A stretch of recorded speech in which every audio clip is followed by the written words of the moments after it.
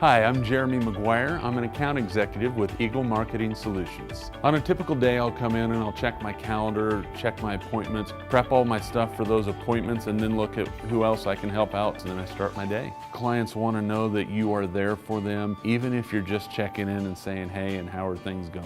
What I enjoy most about my job is the people. Not only the people that I work with here at Eagle Communications, but also the people that I get to work with out in the community and find marketing solutions that work for them. Eagle Community Television presents Community Connection with your host, Mike Cooper. Hello and welcome again to Community Connection from Eagle Community Television. Thanks for watching. Thanks as always to the editor and producer of our series, Brandon Cooley. We're in the studios of Eagle Community Television with State Representative 111th District, Eber Phelps, our Community Connection. Well, congratulations on a successful end to the legislature officially now as the sine die took place, which without another day, is that right? That's correct. The legislature, one way you look at that, that's the day they close the books. That's the last day the legislature can take any action. And years ago it was pretty much ceremonial. And then in recent years there's always been some sort of a cleanup type vote or even a veto override attempt. And so this year the Senate adjourned within a few minutes, so there's really no attempt to override. I think the House had intentions of trying to override one of the vetoes, but that just did not happen. So we adjourned sine die. In other words, we adjourn without another day until next January, whatever the start date is next January. Eber, from your newsletter you said, and we quote, "The work we did this session will change the course of Kansas." Well, I believe so. If you recall, in 2012, the governor's tax plan was there was a lot of different names, the road to success or the highway to success, I can't remember, and then also referred to as an experiment. And obviously, the results have been anything but over the last few years that's been in effect. It was voted in 2012, took effect in 2013. And we've seen revenues drop dramatically. Even that first year, it was very alarming how much revenue was lost. And so with that in place, there's just been, cut after cut after cut to very vital programs, whether they be for the elderly or the disabled or, K-12 education. They just keep going, and to the point where I believe, and obviously you could tell with the number of people that would vote, say, for a new tax bill, that people really felt things were off track, and that the only way to fix it was to try to kind of repeal what had happened in 2012. Subsequently, it puts us back on track, I guess you could say, and obviously it's a change in direction. And you also indicated to the Hays City Commission when you did a report to the commission that had you been able to get those 3 senators to vote to override that first time, the session might have been really a short session. I firmly believe that. We're early in the session, and I was not on the tax committee, but I recall my reaction when they said there's going to be a tax bill on the floor, and I said, "Are you kidding me, this early in the session?" And so when it was on general orders, there was some great comments made on that by the people on the tax committee. And then the next day, when we were going to go in and vote for final action, I remember in our morning caucus, morning agenda meeting, somebody in there remarked that they had heard there was probably going to be at least 78 votes. Now, I'm from the old school where we just look at 63 in the House and 21 in the Senate. And when somebody said there's going to be 78 or 79 votes, I go, yeah, right. And lo and behold, when that board lit up that morning on the final action and there was 81 votes, I was just totally amazed. And then the Senate subsequently passed it. Of course, they just needed 21. Then the governor vetoed that. When we came back in, to override that veto the next day, or the day after, there was 84 votes put up by House members, which, when you look at 80-some votes in a 125-member House, to me, that's a pretty strong showing, and that was a really good indicator to me that there was a lot of people that were, had campaigned to get to Topeka and try to straighten things out budget-wise, and so they were true to their word. It's a very tough vote, on a tax bill for a lot of new members or people that have sworn that they'd never vote for a tax increase. So I think there was some real courage there by some people to step forward, obviously realizing the severity of where we were at financially as a state, and especially some of our critical programs. Subsequently, when we did have the override vote, we had 84 in the House. The Senate came up 3 votes short, and I can't help but think that that would have just catapulted us into the rest of the session with so much momentum that we would have seen all the, the major things that we had to do that session be done in pretty quick order. We had to come up with a tax bill, we had to come up with a school finance formula, and we had to have a structurally sound budget. And I think that if that bill would not have been overridden, that would have set the course, and I could have easily seen us get out of there in 80 days. And as it happened, that didn't come to fruition, so then the extension was the discussion of how do we work to do this, because it's almost certain the governor is going to veto again, and finally it came about in the session. Tell us, Eber, if you would, what's in the budget that folks need to know about that is going to put Kansas on the right course? Well, first of all, we set a budget up that actually has an ending balance of about 2.5%. In the old days when I was in the legislature, or previous times in the legislature, there was a figure that they always used, 7.5%, and we achieved that many times.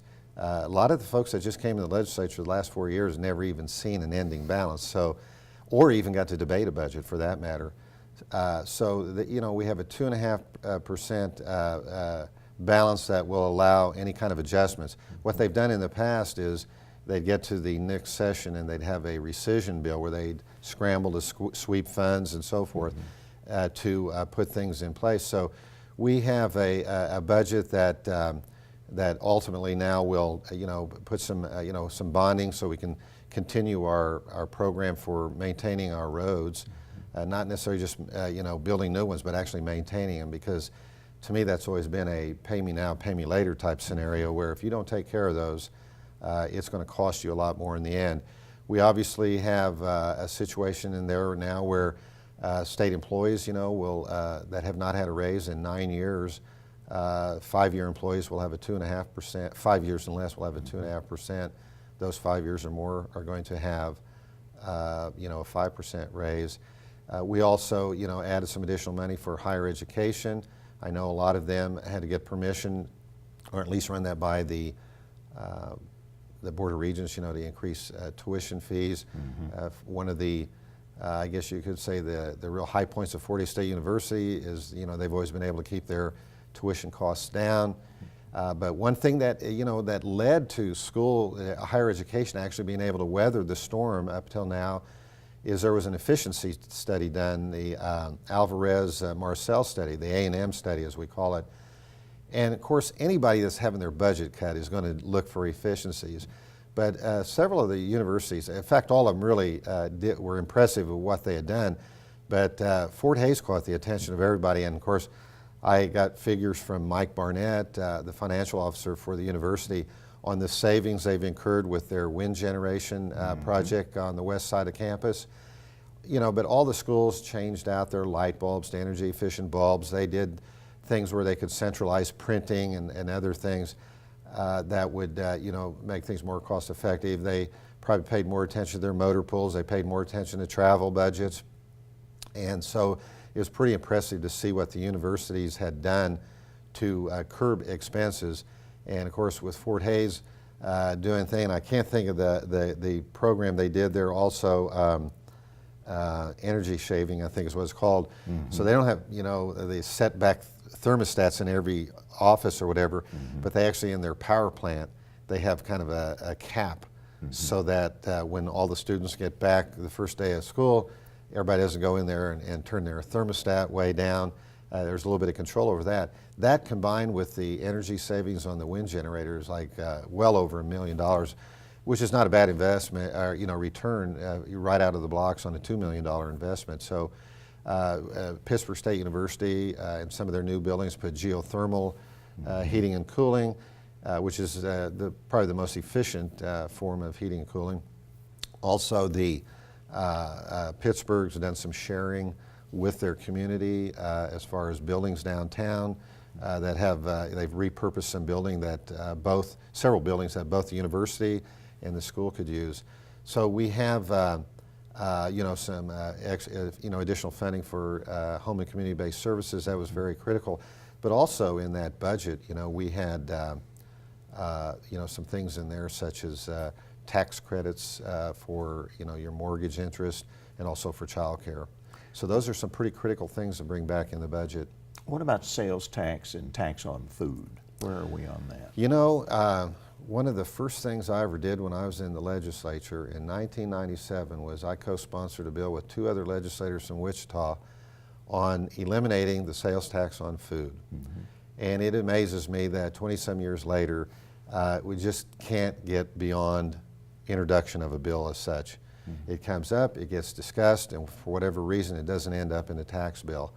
At the beginning of the session, I said, well, this is finally going to happen. Mm-hmm. And so I believe the tax committee, which I believe headed up by Steve Johnson from Ellsworth, they worked very diligently. They kept going back to the drawing board. A tax bill would fail. Then they'd run the governor's tax bill.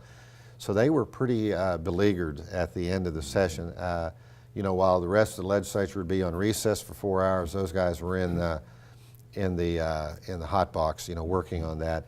And I believe that what they wanted to first do was kind of shore up the tax cuts that took place in 2012 before they did further tax cutting. Because I'll also add to that, one legislator looked at sales tax exemption, which there's just millions and millions of dollars worth of sales tax exemptions.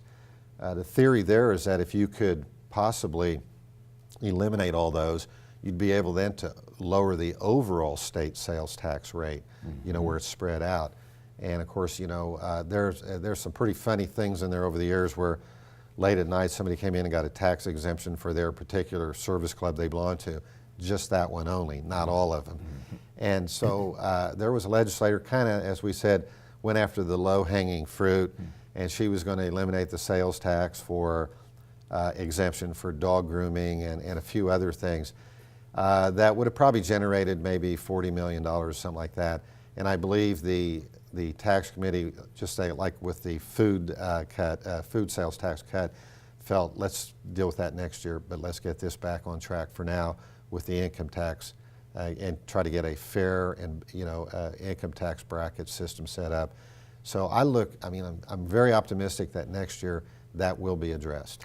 Did you also get some funding for, you mentioned that state employees are going to be getting a raise for the first time since '08, mental health facilities increases. That was in the budget too, wasn't it? Absolutely, and one of the areas there that was really big concern was the Osawatomie State Hospital, which lost their certification. Mm-hmm. I don't know the exact details, but there were some safety issues and different regulatory things that were not up to par. It was an interim director of the Kansas Department of Aging and Disabilities, I believe, is overseeing that. Mm-hmm. And so your interim director came in January 16th of last year. So what he was faced with was trying to get recertification. With that, they had to do a pretty large renovation, and I think they did some additions on that. But they were trying to get recertified for a certain number of beds. And so the money was put in for that. He was overseeing all of that, and plus trying to do all the things for recertification. Just recently I heard that they did not get their certification. So I don't know procedurally what happens now, if they have X number of days, months, or whatever to try to maybe rectify their shortfall there. But I didn't hear a lot of talk of that when we were back for sine die, but I'm going to follow up on that. And so there's a real concern there with just not only our state mental hospitals such as Larned and Osawatomie, but just our community mental health centers too, because it's a very critical component out there that has seen tremendous cuts. High Plains Mental Health can probably tell you all kinds of things about the cuts.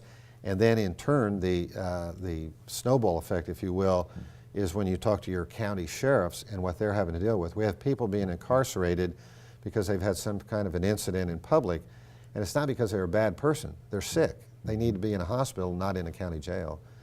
Representative Eber Phelps, our community connection, and we'll continue with Eber as we talk a little bit about a letter that he received from the Kansas Peace Officers Association on our community connection. When you are looking to let people know about your garage, yard, or estate sale, we are here for you. Fill out the garage sale form on HaysPost.com before noon on Wednesdays. We'll then advertise it for you free of charge on Hays Post. With our interactive maps, the buyers can follow directions right to your location. This service is brought to you by RE/MAX Pro Real Estate of Hays, Nextech Wireless, Northwestern Printers, Coldwell Banker Executive Realty of Hays, Midwest Energy, Eagle Communications, and HaysPost.com. My name is Jeremy Burkholder and I manage the Network Operations Center at Eagle Communications. My job at the Network Operations Center is ensuring that we've got the right members of the Eagle team involved in supporting our customers, resolving their issues, and making sure we meet their needs long term. Service to me is understanding my customers' needs and ensuring that we're meeting them, as well as ensuring they have a reliable product on a day-to-day basis. The favorite part of my job is when I get the opportunity to work with the great team we have at Eagle to exceed the customer's expectations and showing them what an employee-owned company can do. State Representative Eber Phelps, our community connection. You received a letter from the Kansas Peace Officers Association concerning, I believe it was lottery expansion. Talk a bit about that. Well, it's actually a bill that came about whereby they would dispense lottery tickets through vending machines. That passed rather easily, if I recall, in the House and the Senate. And of course, you know, right now I don't think you can take lottery funds per se and sweep them like you do a lot of other funds. Mm-hmm. So in this particular case, there was monies designated from that to go towards our community mental health centers, mm-hmm. and that was very critical. I just mentioned at the tail end of our first part of the segment here where a lot of people are going into our county jails and so forth because of all the funding cuts that we've had taking place with our community mental health centers. And so it's very, I think, a critical thing that we get some money put back in that. So the peace officers, you know, of course, are well aware of this, mm-hmm. and that's why they were really pushing for the repeal, because that would bring money to the community mental health centers. And then, you know, your mental health stabilization program, where not only is it just temporary treatment, but you can continue that treatment within the community as opposed to sending somebody to a state hospital. And so there was money designated for that. I did not agree with the governor's veto message on that, although he was partially correct in that, you know, you do concern about folks maybe overspending on lottery tickets and so forth. But, you know, the fact of the matter is it's a legal activity, and just like anything, some people choose not to do it. Some people do it within moderation, other people get carried away. And we do have money set aside for treatment for those kind of activities as well. Mm-hmm. But the fact is, that was really, I think the good outweighed the bad. The governor said he was worried about low-income people maybe spending too much of their income on lottery tickets, but I looked at what you'd accomplish with that money in the long run, and I think there was more benefit there. And so it's very disappointing for the law enforcement community to see that bill vetoed. Now, why did we not veto that? The veto happened several of the bills were signed right before sine die. We get to sine die. In the Democrat caucus, there was 39 out of 40 members there, and the Republican caucus had only about 55 members there. I could be wrong on that, but they didn't think there was going to be enough there to override, although there was a desire to try it. Somebody had the amendment the amendment ready to go, but what happened was we went into session at 10 a.m., the Senate went into session at 10 a.m., and they adjourned after 6 minutes. We didn't even take up the governor's budget or the governor's messages from the governor, which had the veto messages in it. We didn't even get to those for about 25 minutes. And so when the motion was ready to be made, we were apprised that the Senate had adjourned and gone home. And there was nothing further you could do about it. Yeah, and I just thought that was tragic. Now, that issue is not going away. I believe it will come up again, and I would see it, probably see that come up early in the session. Speaking of issues that haven't gone away, the school funding formula, and the money allocated for schools. Talk a little about the school funding and the impact that you'll see in local communities for that, Eber. Well, if there was a group that had to do yeoman's work this session and were there long hours and also towards the end of the session were in session while the rest of us were on recess, and that was your school funding formula committee, because the way I put it, they kind of started out on track where I thought they should be, and that was pretty much to readopt the 1992 school finance formula and get rid of the block grants. So they were on that. Then they just started kind of coming up with at least what we were hearing was some pretty bizarre ideas. So they went through all the tomfoolery, and they kind of came full circle and got back on track to pretty much adopting the old formula, which I think was a step in the right direction. Now the bill that came out of there, I felt, and we're doing biennial budgets, so my thought was that the Supreme Court might be okay with 2018 funding. I felt they probably aren't going to be satisfied with 2019. And that's not just a personal opinion, that's talking to the people in the education community and those that advocate for education and administrators alike. I believe a couple of your professional organizations like Association of School Boards and National Education Association, I think you could go either way on it. I did vote in opposition to it because I felt that we probably should have put more money into it than what we did. Now somebody might say, well, what do you mean put more money into it? We're not at the level of base state aid per pupil that we were, I think, in the last time, the high water mark was like 2009 or something like that. And given the present funding, we're going to be way out past 2020 and still not be at the level we were before. Do we need to be at that level? I don't know, but we sure need to be pretty close. So my thought in voting against it, and by the way, 55 people voted in opposition, and I think 65 in favor. So it wasn't it was a fairly close vote. And I think given the number of people that kind of changed their vote at the end, I could have easily switched over and voted yes, but my thought was I would like to just do this right in the first place. I also was wrong on one of my predictions. I thought, being as we went back to the old formula, that the governor would veto it, and he signed it. But here's the thing that some people are concerned about, and that is that if the Supreme Court is okay with 2018 and not 19, they may call us back here in July sometime after they meet. And right now the Supreme Court's listening to all the legal arguments about constitutionality and equality and that type of those issues, and then they will rule on that. And if they do not rule in favor, there's going to be a lot of disgruntled people that are canceling vacations, and hopefully they'll be done harvesting and be called back to Topeka. I do not want to see that. My thought possibly was that the Supreme Court might approve 2018, and when we get back next session, say you need to go to work on 2019. In other words, leave their decision open. Which would, because it is a two-year budget, Right. and so maybe that might be the way to avoid the special session and yet address the funding issue, which unfortunately is not keeping pace with cost of living and the expenses school districts are facing. Yeah, and just if I might say a few words about the 1992 formula, looking back on that and anything I've ever read on it, anybody that's been in the education community for a number of years will tell you that was one of the probably the most incredible bipartisan efforts ever seen in the state legislature, where everybody came together and said, we've got to do something here. But they also came up with a plan that leveled the playing field and made it fair so that no child is getting a better shot at an education than others. And so it's a great formula in that you can tweak it at any given time. You have shifts in population, so you have rapid growth in a district, and you have enrollment loss. You have increase in transportation expenses. You can adjust for that. If you have more increases or decreases in at-risk students, you can make those adjustments for the free and reduced lunch program, as they call it.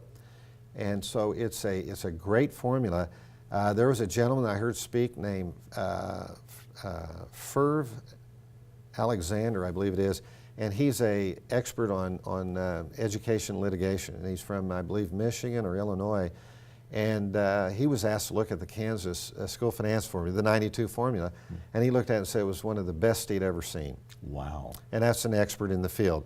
Now, I mentioned that in the legislature, and he spoke at Manhattan, by the way.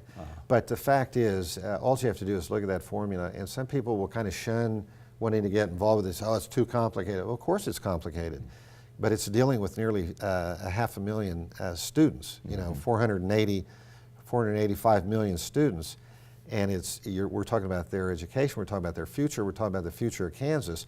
So obviously you're not going to have a one-size-fits-all. You can't do the same funding formula for Weskin as you do Shawnee Mission, but you can have the weightings that level it. And so I've always been a backer of that finance formula. And we should mention that comes from the years of experience in your previous life on the Education Committee. I spent a lot of time knocking on Dale Dennis, authority on school finance, and having him explain and re-explain and re-explain. So we're on a first name basis. There are a couple of things that we need to get to here in our final few minutes. Medicaid expansion. Was it discussed? Kansas, of course, has not expanded the Medicaid funding. Absolutely. The Medicaid expansion, I consider that a low point of the session. People have asked me how I rate this session, and I said it was a very good session, and I mean that sincerely. The collaborative effort that took place and everything was just admirable. It was a great session, but it could have been an incredible session had we passed the Medicaid expansion, which would have brought well over $1 billion potentially into our state, and really helped things out with our with our budget. And would have covered about 150,000 Kansans exactly. in the program. Exactly. Not to mention the medical coverage that would have provided. It was very important for our rural hospitals as well, that are not able to deal with the Medicaid and Medicare patients. Or get the reimbursement. Subsequently, I felt that we put up the votes in the House, and the governor vetoed it, and then there was not enough to override the veto. And I just felt that, looking back at the beginning of the session, that tax bill would have passed. We'd had this momentum, and I think then we would have had more time to spend on that Medicaid expansion, got people to fully understand it, and listen to their CEOs of the hospitals and so forth. Your metropolitan hospitals will be okay, but your rural hospitals will struggle. And I dare say that I've heard the figure that there's 30-some hospitals under a watch. We already saw, can't think of the Independence Hospital closed. Oh, yeah. Now, they were kind of in some trouble anyway.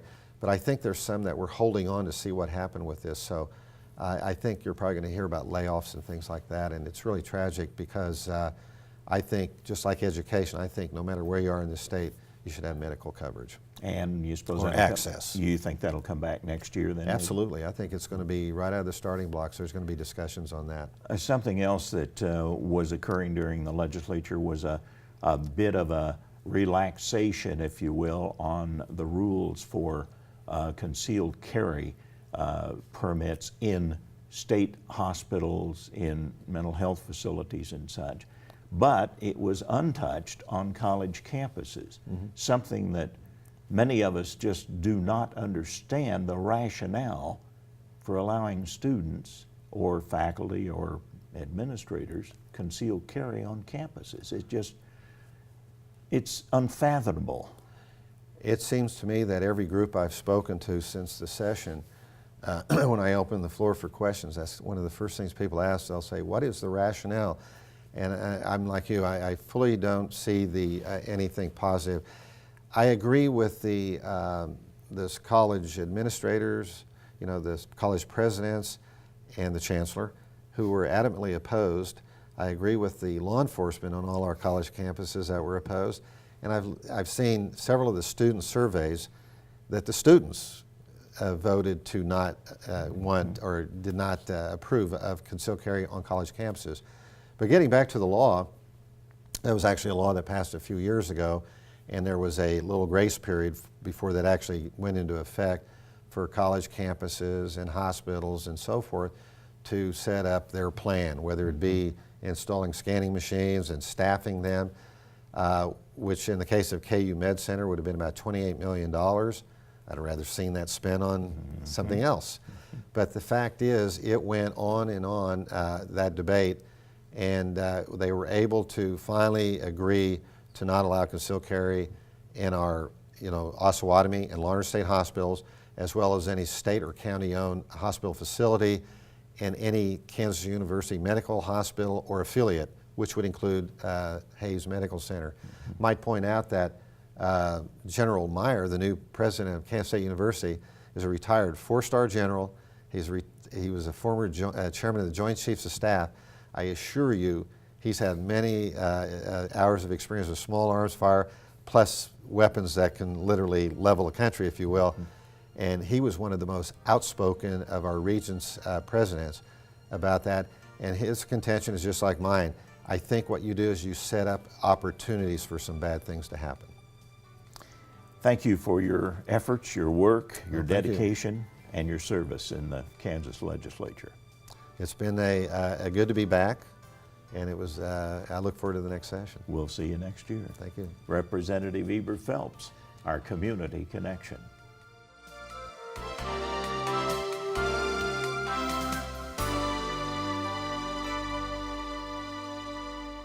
Don't miss the Green and Growing Show in the noon to 9 p.m. hours on Eagle TV. Ellis County Horticulture Agent Holly Dickman will identify common lawn and garden issues while providing up-to-date information.